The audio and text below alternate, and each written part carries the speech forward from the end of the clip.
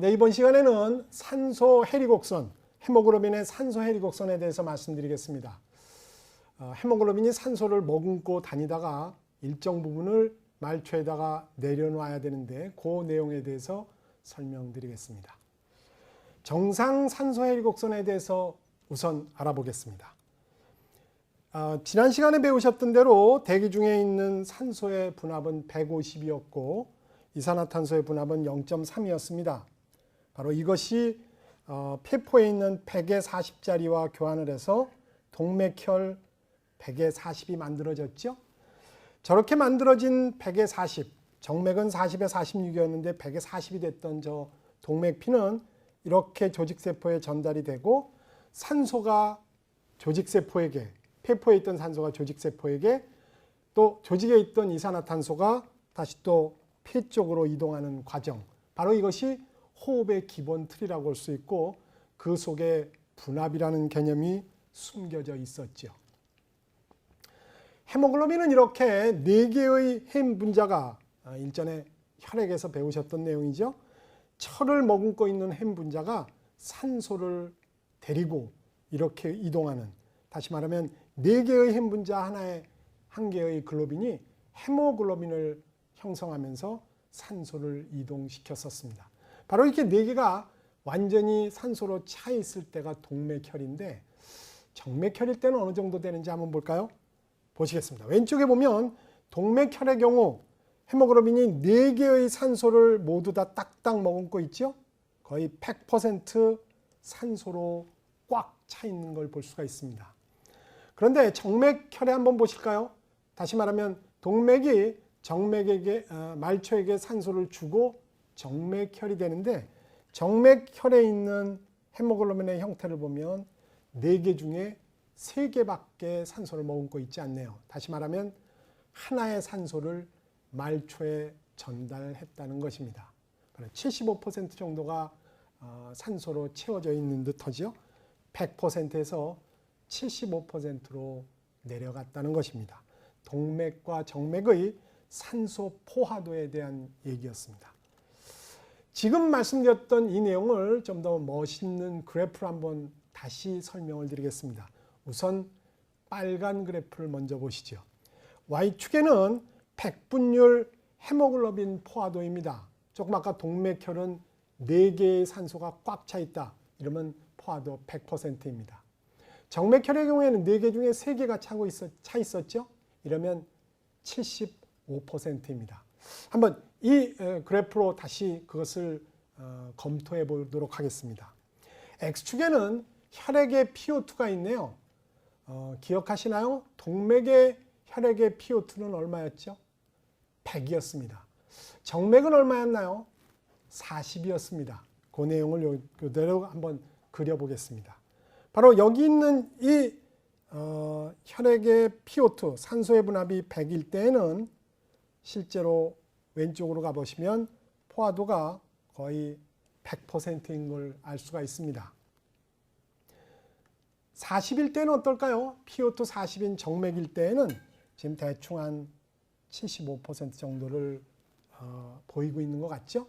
지금 말씀드렸던 대로 왼쪽에 있는 PO2 100일 때의 동맥은 100%의 산소를 헤모글로빈이 머금고 있는 반면 지금 40인 정맥일 때에는 4개 중에 3개, 75%만 산소가 포화되어 있다는 것입니다. 실제로 이 빨간 그래프만 있다면 공부할 것도 없고 알아야 될 내용도 없을 것 같아요.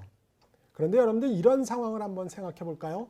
전 시간에 배우셨던 대로 정상적일 때에는 산소가 정맥의 40에 46을 만들었던 그냥 조직 내 산소, 이산화탄소의 분압을 기억해 보시면 화살표가 하나 있었습니다. 기억을 더듬어 볼까요? 동맥은 100에 40이었고 산소 분압 100, 이산화탄소 분압 40이었는데 그것이 정맥인 40에 46으로 넘어가는 과정에 말초에 40보다 낮고 46보다 높은 산소와 이산화탄소 분압이 있었습니다. 정상 상태일 때 얘기해요. 그때는 이 빨간 그래프로 설명이 가능합니다. 4개 중에 하나의 산소만 내려놓으면 되지요. 근데 운동을 했을 때 생각해 볼까요? 기억하세요? 화살표 2개였던 좀 더 많은 양의 산소를 써버린 그런 상황일 때에는 헤모글로빈이 좀 더 많은 산소를 아마 말초에다가 내려놓고 와야 될 거예요. 좀 더 많이 필요로 하기 때문에 그렇습니다. 지금 파란 점선으로 되어 있는 것의 내용을 한번 들어가 볼까요?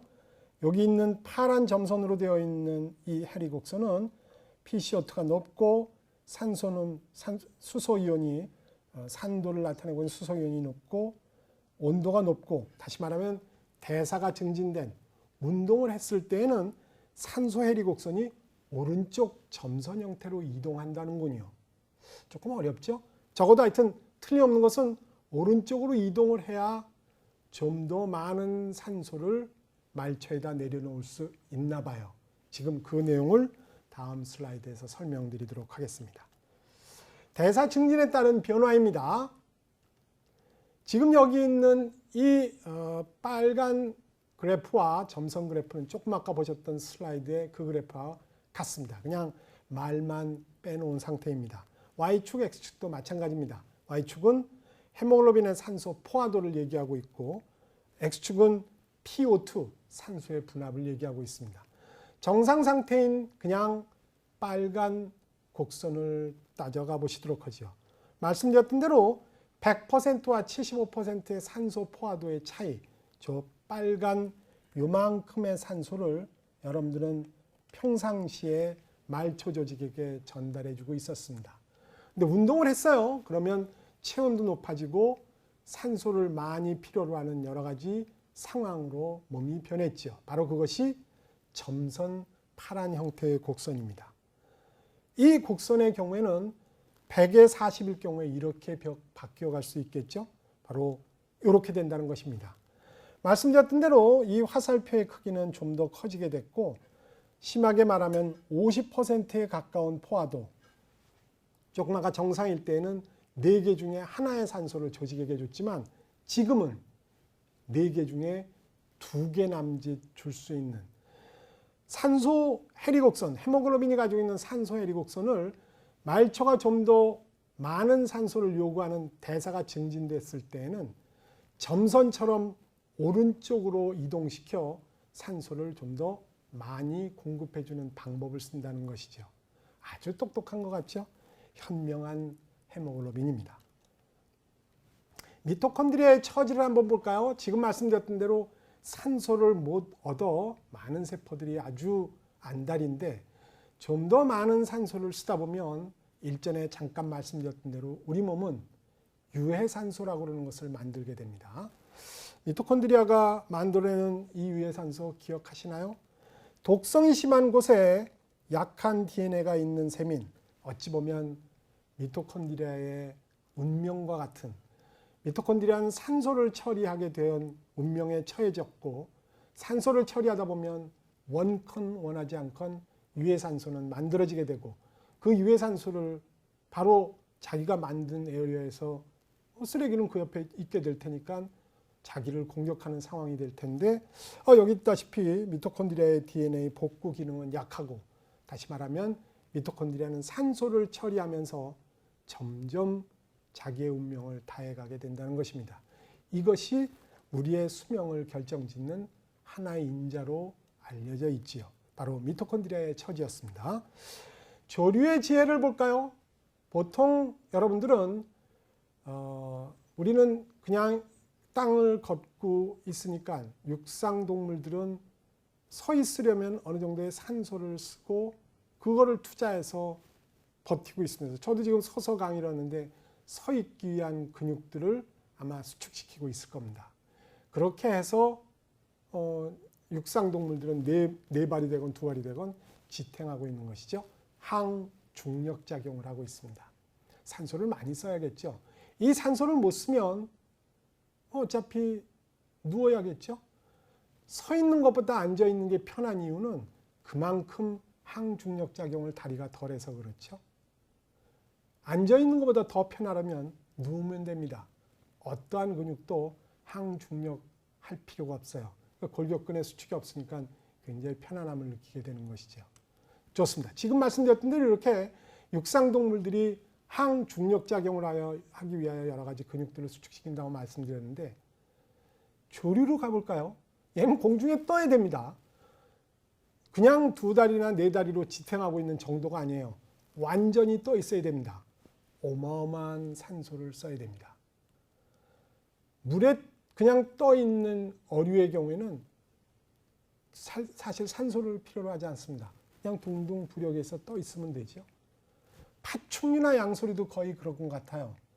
파충류, 악어도 보십시오. 악어도 4다리 짐승이지만 거의 대부분 다리는 요만하고 거의 거북이와 같이 배를 땅에다 대고 있죠. 항중력의 개념은 거의 없어요.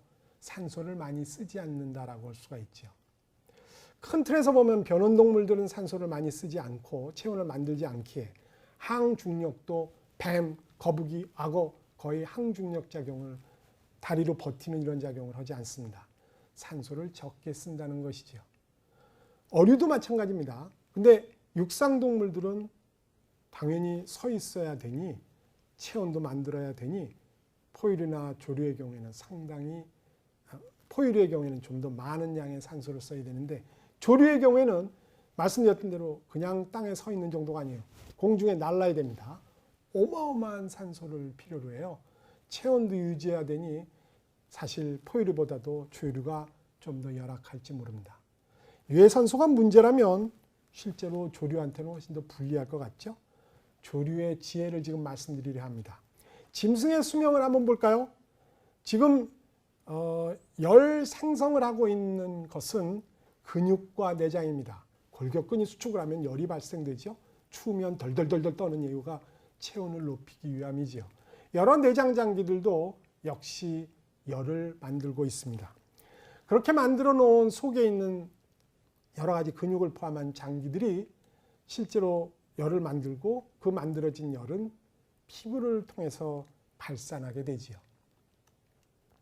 따라서 작은 동물일수록 같은 길이라면 속에 있는 알맹이가 세제곱이고 열을 생산하는 속에 있는 내장 장기가 세제곱이고 열을 발산하고 있는 피부는 제곱이라면 작은 동물일수록 상대적으로 열을 많이 뺏길 겁니다. 다시 말하면 작은 동물은 체온을 유지하기 위해 좀 더 대사가 왕성해야 되고 안타깝게도 유해산소는 더 만들어지겠죠. 좀 더 많은 양의 유해산소가 수명을 아마 재촉하게 될 것입니다. 결과를 한번 보실까요? 수명 2년, 쥐의 경우에 한 2년 정도 살죠. 사자 한 15년 산다 할 수 있습니다. 얼룩말 25년 되지요. 코끼리 수명 60년입니다. 지금 말씀드렸던 대로 체구가 커지면 커질수록 그만큼 열 발산하는 것이 생성보다는 비율이 낮아요. 유해산소가 덜 만들어진다는 것이죠. 이 형태대로 된다 그러면 인간의 수명은 어디쯤 될까요? 사자와 요 얼룩말 요 사이 정도 되지 않을까요? 우리는 어마어마하게 발달된 여러 가지 의료기술과 먹거리 때문에 여기보다는 훨씬 된 100세 시대로 지금 가고 있죠. 안타까운 얘기지만 자연적인 현상에서 보면 바이올레이션이라고 생각합니다. 인간이 가지고 있는 체구에 비해서 너무 오래 살려고 욕심 부리는지도 모르죠. 조금 더 들어가 보겠습니다. 대사와 수명입니다. 지금 여기 있는 이 말의 경우에는 수명은 25년인데 시간당 킬로그램당 쓰고 있는 산소의 양은 0.2리터입니다. 오른쪽에 있는 다람쥐 한번 볼까요? 산소 소모가 시간당 킬로그램당 1리터예요. 크기가 작기에 좀 더 많은 열을 피부를 통해서 발산하게 되고 실제로 속에 있는 알맹이는 열을 만들어내고 있는데 그만 못하죠. 따라서 산소를 굉장히 열심히 심박수도 빠르고 호흡률도 호흡수도 빠르고 여러 가지 굉장히 빨라야 저 체온을 유지할 수 있기 때문에 그렇습니다. 수명은 5년입니다. 계산을 해보면 둘이 똑같이 킬로그램당 평생 소모한 산소가 같으네요. 작은 동물은 상대적으로 유해산소의 생성이 많기 때문에 저런 불리한 상황에 놓일 수밖에 없습니다. 안타까운 현실이죠. 조금 더 들어가 보겠습니다. 지금 저는 큰 제목을 조류의 지혜라고 시작을 했습니다. 날짐승의 수명을 한번 볼까요? 날아다니고 있는 많은 짐승들의 수명. 이론대로라 그러면 공중에 떠야 되기 때문에 좀 더 많은 산소를 쓰게 되고 유해산소는 당연히 많이 만들어지게 되고 수명은 짧아야 될 것 같은데 그런지 한번 알아보자는 것이죠. 박쥐 한번 보시죠. 수명 2년인 쥐하고 체구는 거의 비슷한 형태의, 그러나 쥐는 쥐지만 날아다니는 쥐지요. 이 박쥐의 수명은 그냥 땅에서 기어다니고 있는 쥐의 수명이 5배 정도 됩니다. 비둘기도 쥐의 거의 10배 정도 사는 것으로 알려져 있죠. 굉장히 오래 삽니다. 벌새 혹시 보셨나요? 여러분들 새끼손가락만 할까요? 그보다도 좀 더 작은 형태의 이 새는 수명이 10년 이상 됩니다. 포유류와 비교해 보면 상대도 안 되는 어마어마한 긴 수명을 갖고 있죠. 혹시 이거 알고 계신가요? 벌새가 그냥 안정시에는 1분에 심장이 500번 뜁니다. 날아다닐 때, 예를 들어 딱 정지 비행을 하면서 꿀을 먹고 있을 때에는 심박수가 분당 1200번입니다. 1초에 20번입니다. 심장 뛰는 거 맞나요? 흔들거리는 거 아닐까요? 어마어마하게 산소를 많이 쓰게 될 것이고 그냥 이론대로라 그러면 정말 하루살이 운명일 것 같은데 수명은 10년입니다. 왜 그런지 한번 들어가 볼까요? 조류의 지혜입니다. 하늘을 날려면 말씀드렸던 대로 몸무게에 비해 산소를 더 써야 됩니다. 포유류보다는 좀 더 많은 양의 산소를 공중에 뜨려면 필요로 한다는 것이죠. 효율적인 에너지 대사가 필요했다고 생각합니다. 따라서 새의 미토콘드리아 한번 들어가 볼까요? 산소의 통과를 잘 차단하여 누출되는 유해산소가 거의 없습니다. 말씀드렸던 대로 지금 여기 있는 이 유해산소의 양에 의해서 수명이 결정된다고 생각한다면 새의 미토콘드리아에 장수의 비결이 있다고 생각할 수 있을 것 같습니다. 쟤네들이 어떤 방법을 쓰기에 그런가 궁금해질 거라는 것이죠. 더 들어가 볼까요?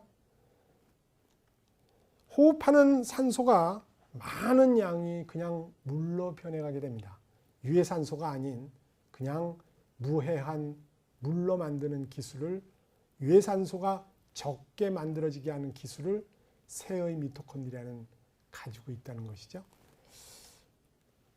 유해산소와 유해단백질은 일전에 보셨던 건데 다시 한번 보여드리겠습니다. 바로 여기 있는 유해산소는 단백질에 있는 전자를 데리고 온다고 그랬죠. 데리고 오면 실제로 유해산소는 물로 변해가게 됩니다. 근데 안타깝게도 이 전자를 뺏긴 단백질은 유해단백질이 되죠. 이렇게 만들어진 유해단백질은 유해지방도 거의 비슷하게 흉내내고 유해 DNA도 만들어질 수 있습니다. 전자만 뺏기면 다 유해한 형태가 되기 때문에 그렇죠. 이 모든 것은 우리가 걱정하고 있는 노화, 암, 그리고 당뇨병이나 치매의 원인으로 알려져 있습니다. 유해산소를 적게 만드는 게 답인 것 같죠. 모든 병은 유해산소로부터 시작하는 듯한 그런 이론입니다. 유해산소를 없애는 방법, 조류는 우리보다는 훨씬 더 현명하게 알고 있지만 우리가 할 수 있는 한 가지 방법을 제가 알려드리도록 하지요. 유해산소와 바이타민 C입니다. 바이타민 C는 유해산소를 줄이거나 완전히 없앨 수 있는 그런 물질로 알려져 있죠. 한번 볼까요? 유해산소를 바이타민 C가 가지고 있는 전자를 통해서 이렇게 물로 바꿔놓을 수가 있습니다. 한번 보시죠. 똑같이 유해산소는 전자를 머금고 물로 변했습니다. 무해한 상태가 됐죠. 유해산소와 유해라는 말이 사라지는 순간입니다. 그러면 바이타민 C는 어떻게 될까요? 바이타민 C는 전자를 뺏기면서 바이타민 C 레디칼이 됐습니다. 이렇게 만들어진 바이타민 C 레디칼은 다행스럽게도 유해성이 거의 없네요. 지금 이와 같이 전자 뺏기는 작업을 단백질이나 지방이나 DNA가 아닌 바이타민 C가 대신해 준다면 상대적으로 그 단백질이나 지방들이 덜 공격받겠죠. 바이타민 C를 잘 드시면 지금과 같은 그런 유해산소로부터 해방될 수 있다는 이론이 이렇게 성립되는 것입니다. 잘 드시고 유해산소로부터 보호받으시기 바랍니다. 오늘 여기까지입니다. 감사합니다.